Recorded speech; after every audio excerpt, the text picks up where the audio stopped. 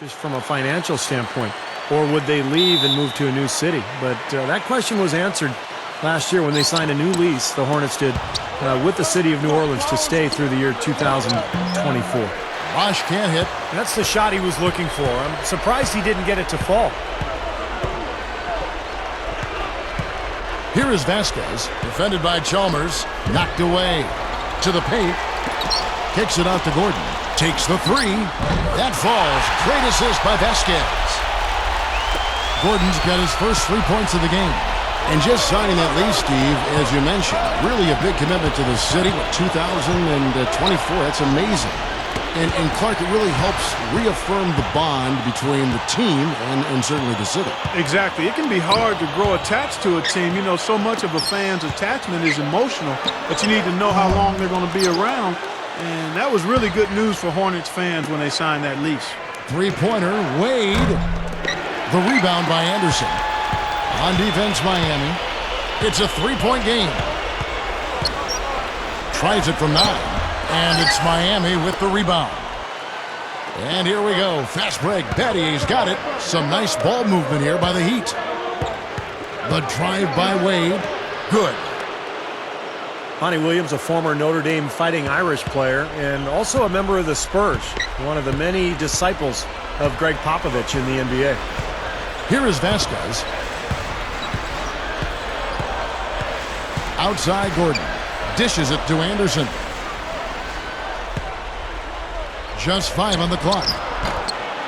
And the Hornets miss again. And Coach Monty Williams, really one of the rising young stars in the NBA coaching ranks. Don't you think, Steve? Oh, I agree, Kevin. A young coach, who is taking over a young team here in New Orleans. They've shown a lot of promise. I thought last year they played hard. This year they've added some good young talent. So a lot of excitement about the direction of this franchise. The Heat have gone 2 for 4 from the field so far today. It's Battier on the wing. Fires from deep. Good. Battier's got himself on the board with 3 there. Big mistake not having more defensive pressure on him out there. Vasquez dishes to Davis. And a foul called on the shot. Got him on the way up that time, so he'll shoot 2 right here. Yeah, the referee's all over that one. No doubt about it. Clearly a foul. Nothing to argue about there.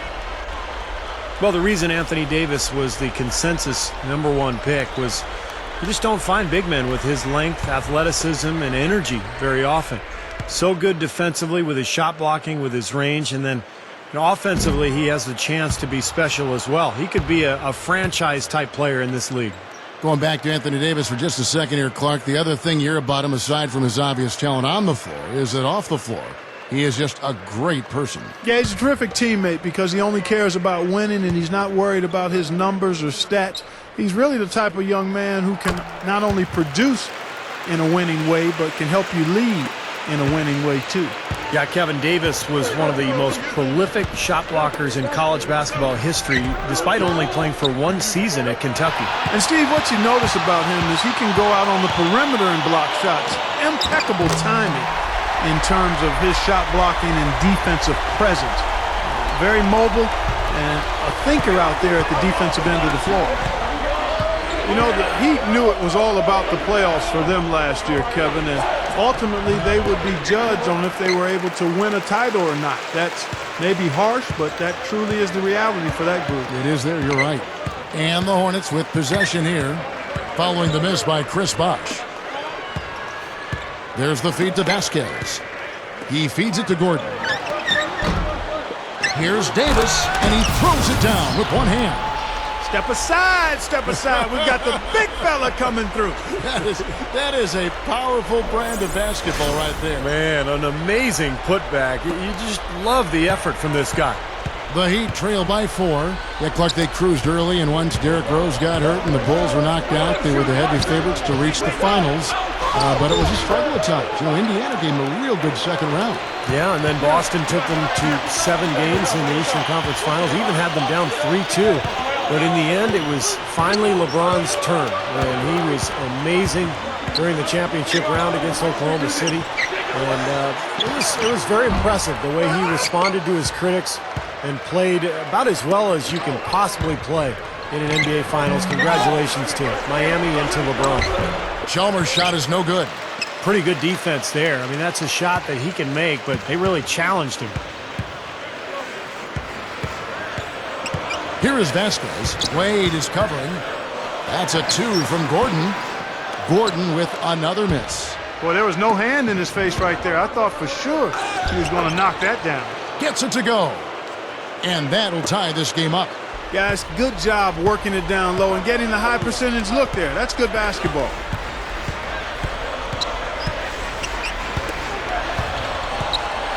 Gives him the lead pass. Aminu misses. The Heat have gotten 5 of 10 shots to drop in this game so far. Right at the 50% mark. Chalmers' shot is no good. The Hornets shooting 36% in this first quarter, trying to get their bearings. Here is Vasquez. Still looking to get on the scoreboard. Back to Gordon.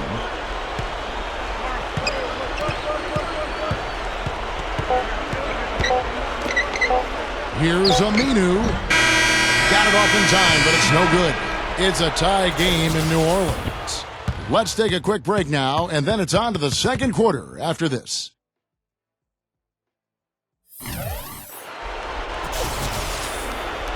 And the second quarter getting underway. No team gaining an edge so far. What stands out to you guys from the Hornets in this one?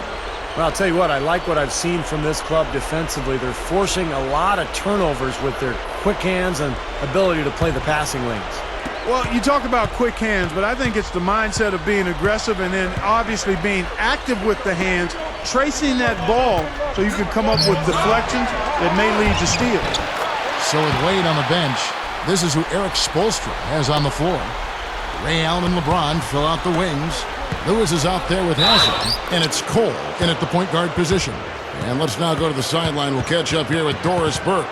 Doris? Well, guys, Anthony Davis was such a star at Kentucky that we even saw fans on the team mascot sporting his trademark unibrow.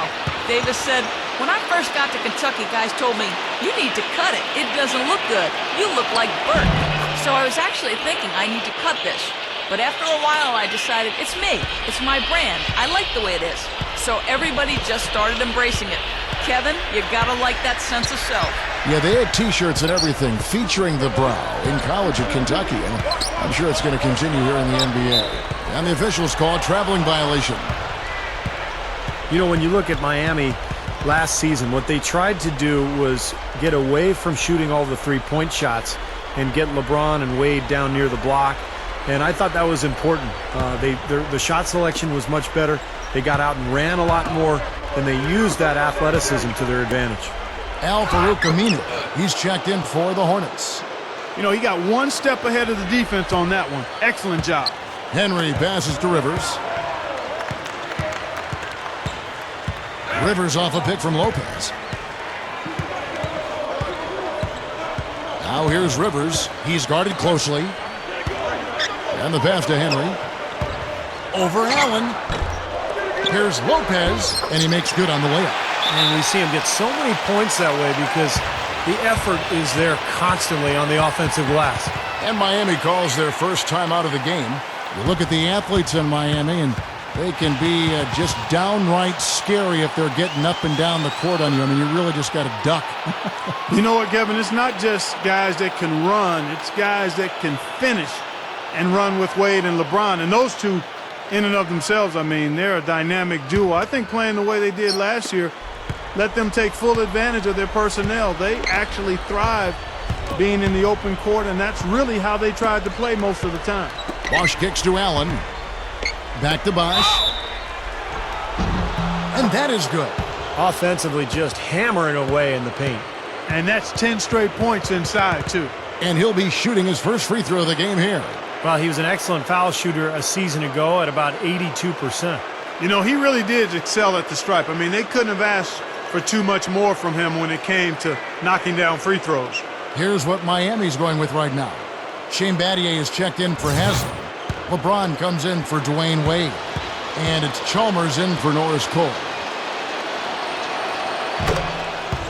And, of course, the big story last year for New Orleans was the saga of the Chris Paul trade that wasn't to the Lakers and then the subsequent trade that was to the Clippers. And what a tough position for Monty Williams and his coaching staff to be in. But they handled it pretty well. I think as Eric Gordon gets healthy and more productive this year, the Hornets will improve.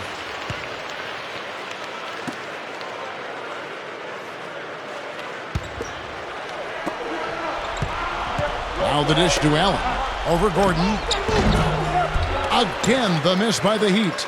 Well, the nation was watching that entire trade situation with Chris Paul and him eventually going to the Clippers. But good players, I think, Clark, ended up in New Orleans. Players they can probably build around for the future. Yeah, and to follow up on what Steve said, the Hornets will be much better off with a healthy Eric Gordon. He's an outstanding young player, and last year will be a distant memory soon enough.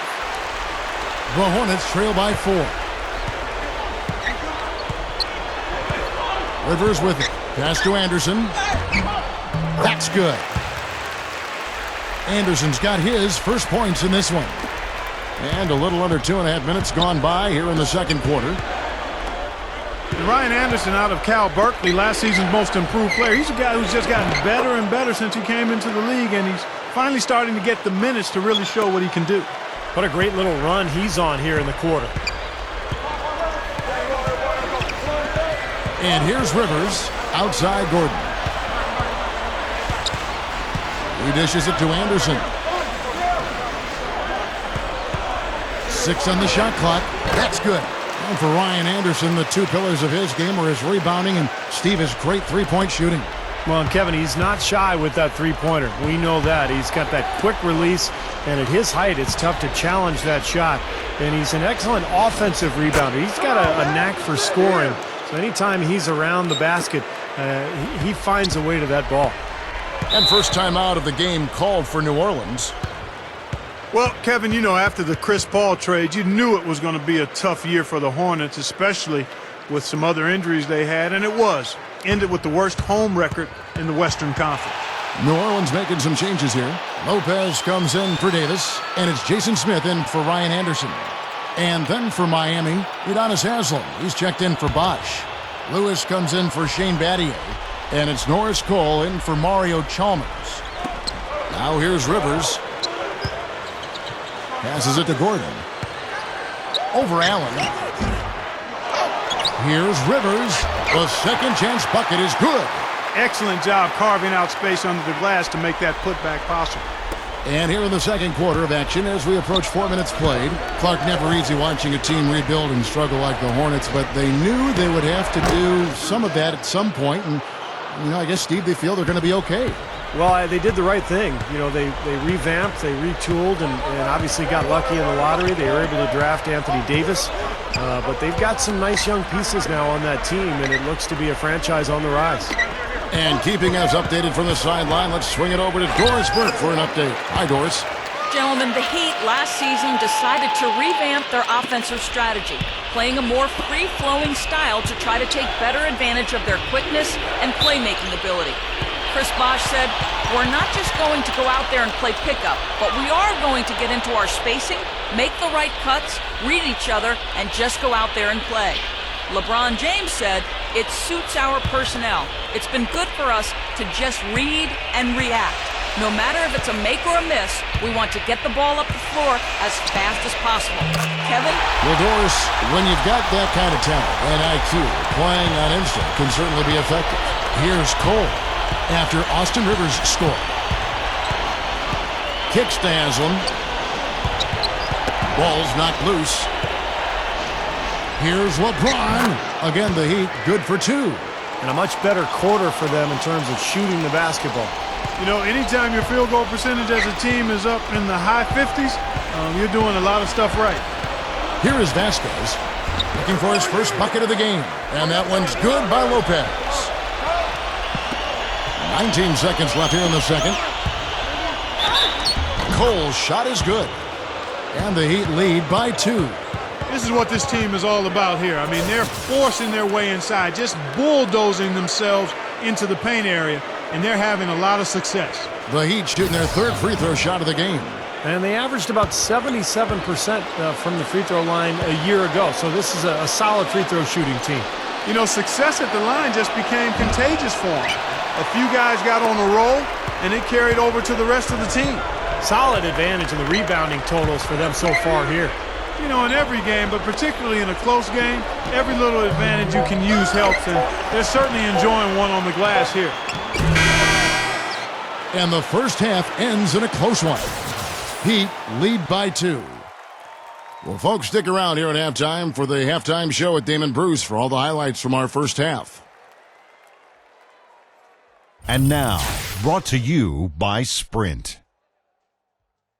With a duel going on in New Orleans, we bring you the halftime report. I'm Damon Bruce. Miami up on top against New Orleans. A dramatic advantage in the paint. They're getting right in close and converting the kind of buckets they want. We've seen Ray Allen scoring effortlessly against the defense of the Hornets. The further along we go, the better he gets. He's starting to turn the court into his own personal playground. Also, a strong first half for New Orleans. Tenacious offensive rebounding. Their second chance points are piling up. They've gotten some great minutes out of Eric Gordon. They've also seen the numbers from Austin Rivers in this one. And that'll be our report. Thanks so much for joining us. We hope to see you next time. Welcome back, everybody. The start of the second half getting underway. Both teams battling hard through the first half. Ray Allen really has his fingerprints all over this one. Well, why eat at the drive-thru when you can sit down at the buffet and have all you can eat, Clark?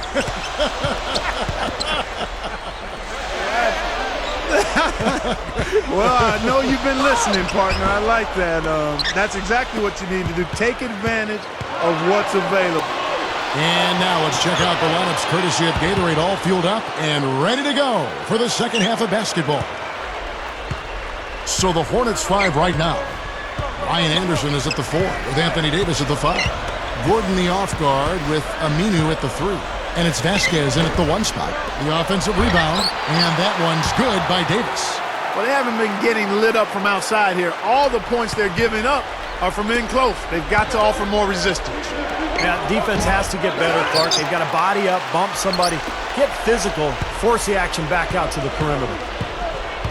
I think the biggest thing with Miami is just the expectations. You know, ever since they held that press conference when LeBron said they were going to win, you know, not 5, not 6, not 7 NBA championships, they basically put a target on their backs. And now they have to live with those expectations year in and year out. It's not easy.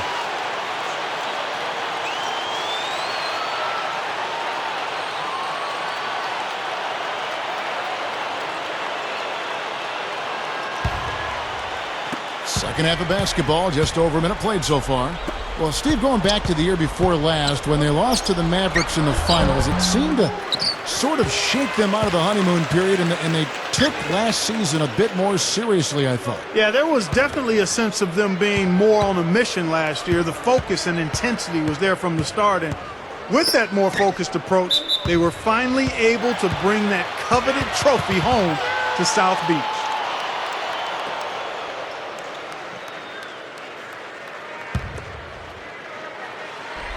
And we're just about a minute and a half into the third quarter of basketball. Well, trying times for Eric Gordon last season. Traded to the Hornets for Chris Paul, and then in the first game of the season injured his knee. Ended up getting knee surgery in February. Missed a lot of time. Hopefully, he can stay healthy this season. And that one falls, and that puts him up by 1 point.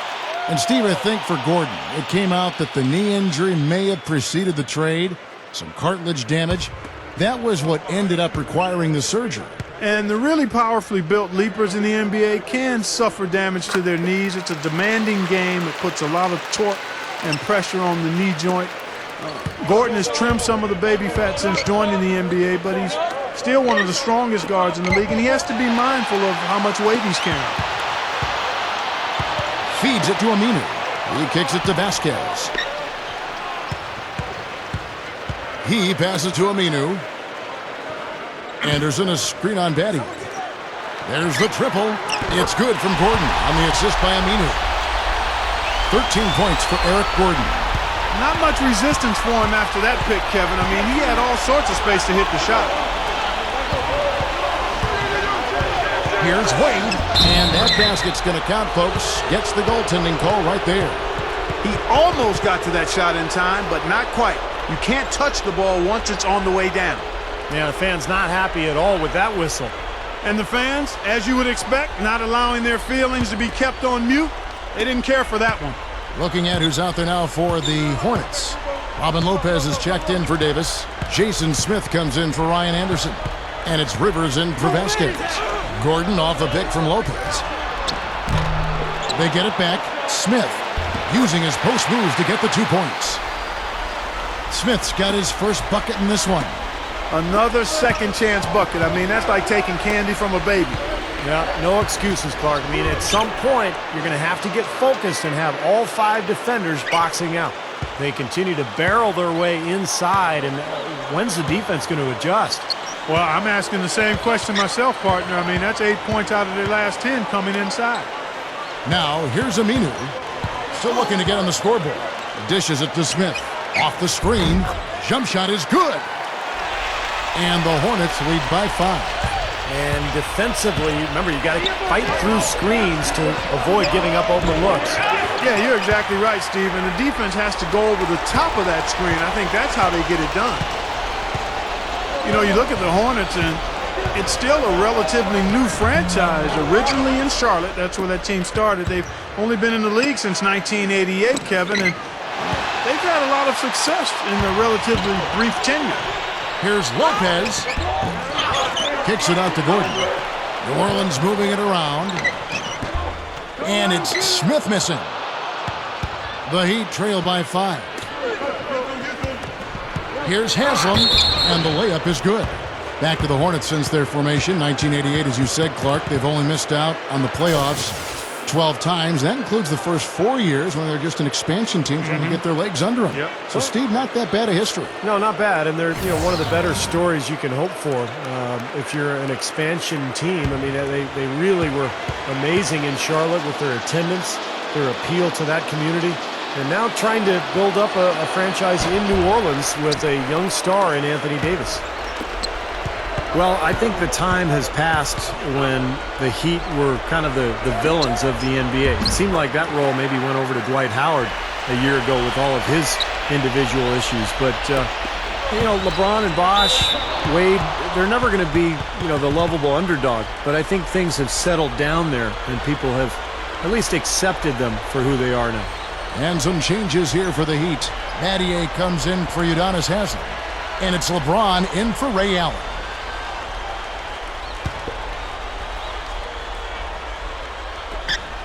And 101 left in the third. And the basket by Wade. The time certainly tends to heal a lot, and there definitely has been less villainization, as you were talking about, Steve, to coin a term, for the Miami Heat since they, Clark signed the big 3. I think people now look at him in more basketball terms than anything else. Yeah, I like the creativity of that word, Kevin, but you know what? Time is one thing, but I'll tell you something else. They should send a fruit basket to Dwight Howard for helping take some of the scrutiny off of them. There are always going to be villains in the NBA, but they come and go, and the Heat seem to have served their time, at least in my opinion. Chalmers. Bosh is guarded by Davis. LeBron drives in. That's good. LeBron's now got 6 points. Well, they keep going right back to the paint, and who can blame them? I mean, they're getting it done in there. Yeah, 3 of their last 5 buckets, guys, have come from inside the lane area, so I'd expect them to continue to go inside right at the defense. Henry misses. And here is Battier. He's got 5. Bosh dishes to LeBron. And laid in to finish the break. And now just a 1-point Hornet lead. His offensive game is so refined, guys, extremely well developed in just about every aspect. Here's Rivers. He drained the shot right at the buzzer. Cold-blooded. I mean, that's a big-time clutch bucket. That is a prime-time play, guys. He got himself squared up and knocked down the shot, no problem. And we've reached the end of the third quarter. Just a terrific game so far. Hornets on top, up by 3. From the New Orleans Arena, back in a moment.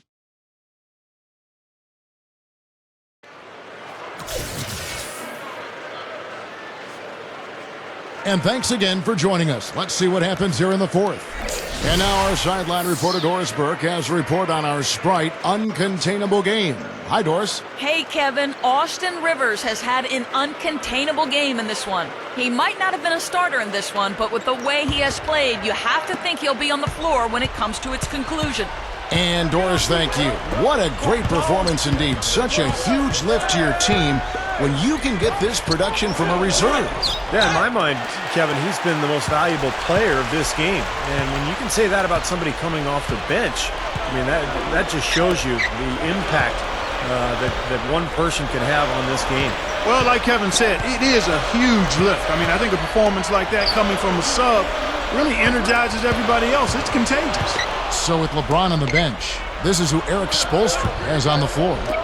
D-Wade, the 2, with Ray Allen at the 3. Chris Bosh is out there with Lewis, and it's Chalmers in at the 1. And stolen by Chalmers. And here we go. Fast break. Wade's got it. That's good, and so Chalmers with the assist. And it's 8 points for Wade. And he's a go-to scorer for a reason, Kevin. He's aggressive. He can adapt to what the defense is doing. You can put your best defender on him. It doesn't matter. Wade will still find ways to get to the basket. Yeah, he's able to make acrobatic finishes and shots that you just can't believe he does. I mean, it takes your breath away, Steve. It's a hard shot and an impossible shot for most players, but for him, it almost seems par for the course. Catching up on the changes for New Orleans. Davis comes in for Robin Lopez, and it's Rivers in for Vasquez. An excellent game we've seen from LeBron. He has 8 points, and he's gotten his hand on one shot for a block. Well, it was a terrific play he made on that block. And those are the kinds of little plays, Clark, that generate extra possessions for your team. They can add up. And he can't get the first one. And LeBron last year, I thought, had the best season of his career. Shot 53%, by far a career high. And I think it started with him really making a commitment to go inside and to avoid those bailout three-point shots. And it's tied up with that one. And for LeBron, with his strength and explosiveness, no question he has the ability to overpower defenders in the paint. We see it, Clark, all the time. Yeah, and I like the fact that he's really been less enamored with the three-point shot. He's really concentrated and been intentional about getting that ball in the two-point territory, working on his post-up game, and really putting pressure on defenders that make him unguardable. Here's Rivers, following the basket by Shane Battier. Allen kicks to LeBron. No good. You know, they've really had the upper hand in rebounding all game long. If the game stays this close, rebounding can play a big part in the end. Yeah, I agree. I mean, a big advantage for them here, and they've certainly needed it. They grab their own miss. Count the bucket. And it's 7 points for Anthony Davis. Nice touch near the hoop.